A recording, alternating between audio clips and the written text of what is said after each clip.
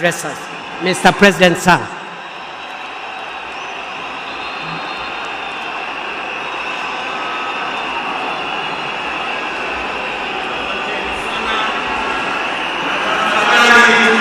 Keti chini. Fellow citizens, friends of Kenya from across the world, distinguished guests, ladies and gentlemen, every once in a generation, there comes a leader whose impact transcends their moment, whose courage inspires change, and whose vision shapes destinies. My brother, Raila Odinga, was one such leader. Across space and time, there are few exceptional persons who, when summoned by the call of history, rise to meet the challenges and opportunities of their time with indomitable vigor, with absolute conviction, and with unwavering valor.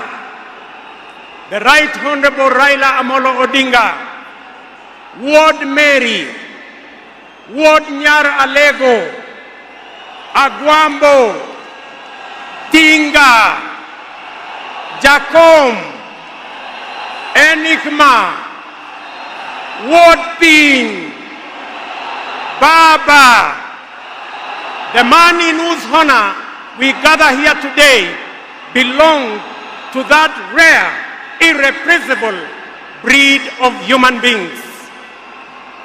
My dear brother Raila Odinga, as we bid you farewell, we do so with the deepest gratitude as a nation and as a people. We grieve your loss. We celebrate your 80 years of presence and also salute you for the great statesman and patriot that you were. To Mama Ida and your children, Rosemary, Raila Jr., and Winnie, as well as the larger Odinga family, led by our elder brother, Senator Dr. Oburu Odinga, please accept the nation's most heartfelt condolences on this immense loss. Kenya stands with you in this moment of sorrow. We share in your inexpressible grief, but we also share in your pride for your husband, your father, your brother, and your kin, who belonged not only to you, but also to us. Thank you for sharing him so generously with us as families and as a nation. Amolo may no longer walk with us, but his spirit lives within every Kenyan and every African. Such was the depth of his influence and impact that even in his absence, his presence endures. Fellow citizens, we gather here today not just to mourn the passing on of Baba, but celebrate his purpose, his vision, and his ideals.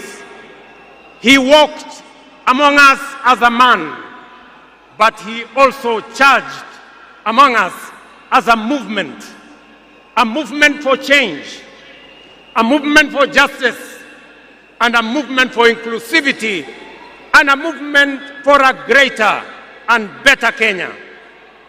Allow me, fellow citizens, at this solemn moment, to also speak as an ordinary Kenyan, a father, a brother, and a fellow traveler in the journey of our nation's history. I have come a very long way with Baba. When I stood by him with the other Pentagon members at a defining moment in his and our nation's history, I neither knew that one day we would find ourselves on opposite sides, nor could I have imagined that years later he would stand by me, this time to steady the nation and to help anchor my leadership, culminating in the birth of the broad-based government. To you, Baba, I owe you, and I am truly and eternally grateful that our paths crossed and that we shared this journey together. We have been both collaborators and competitors, friends and rivals, but always patriotic Kenyans, united by a dream greater than ourselves, a dream bigger than any partisan divide, a dream of a united motherland called Kenya. As I have reflected on Raila's legacy following his passing, I have entertained no doubt in my mind that history will judge him fairly and kindly, because whenever the nation needed him to rise above self, he always did unreservedly. Whenever Kenya needed reason, he became the voice of reason courageously. And whenever the country needed a hand of reconciliation, he offered it without hesitation. Perhaps one of the greatest lessons he taught us was this: in the noble task of statecraft and nation building, there is room for all of us, competitors and collaborators, rivals and allies, bound together by one higher purpose, the greater good of our republic. Fellow citizens, those who worked closely with the Honorable Raila Odinga know that he was irrevocably stubborn in his vision for a just, prosperous, and united Kenya, a nation where opportunity belonged to all and justice favors none. In Tinga, Kenya found a reformer, a moral compass, a reconciler. He proved that progress demands both courage and patience, that we must be stubborn on the vision, but agile on the details, adjusting our means, our plans, and our strategies, but never compromising our mission. The gentleman we are bidding farewell today gave more to this country than most will ever. He endured years of imprisonment, exile, and political struggle for not the privilege of power, but for the principle of service. He bore the scars of his struggles with dignity and calm poise, and turned pain and suffering into purpose. Jacom was also at home in the humblest of homes and at ease on the grandest of global stages. His heart belonged to the people. He shared in their pain, rejoiced in their victories, and never lost faith in the people's goodness. Fellow monarchs, one of the Honorable Raila Odinga's favorite songs was Jamaica, Farewell by Harry Belafonte, a melody of longing and gentle sorrow.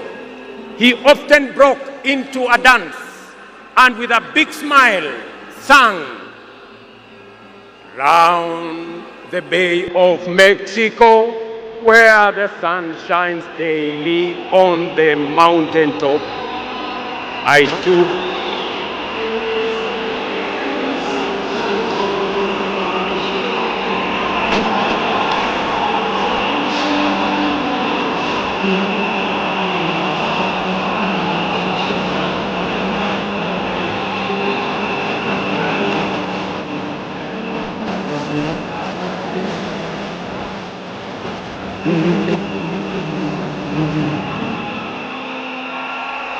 Thank you very much. Today, those words ring with profound meaning, significance and impact. Our elder statesman, the Honorable Raila, is sailing on a ship, not to Jamaica, but to home beyond. He will not be back with us for many a day. He leaves behind many little girls and boys, not in Kingstown, but here in Nairobi, in Kisumu, in Mandera, in Vihiga, in Mombasa, in Kakamega, in Wajir, and in every village and valley across our land. Baba has finished his race. He has kept the faith. He has served his people and humanity. It is our solemn prayer to the Almighty God that the soil of the land which Honorable Raila so tirelessly served shall embrace him with grace, that the nation he sacrificed for shall eternally cherish his memory, and that the people for whom he fought for shall carry his dream forward. Ladies and gentlemen, fellow citizens, when a man of the stature of Baba, a towering patriot, a relentless reformer, a visionary statesman, and a selfless servant of the people departs from among us, when a mighty bongo tree falls among us, we are left in awe of a life so immense in purpose and impact. And in that quiet moment of both boundless gratitude and unfathomable grief, we are rightly bound to ask, from where shall another like him rise? Ladies and gentlemen, there was and there can only be one Raila Amolo Odinga, a man of great courage, a man that made sacrifices, and a man who had a big heart to forgive even when he was wrong. May the Almighty God comfort his family, and may the soul of the Right Honorable Raila Amolo Odinga rest in eternal peace. Asanteni sana na Mungu atubariki sisi zote, and God bless our great nation. Thank you very much, and I want to thank all the dignitaries who have come to condole with us.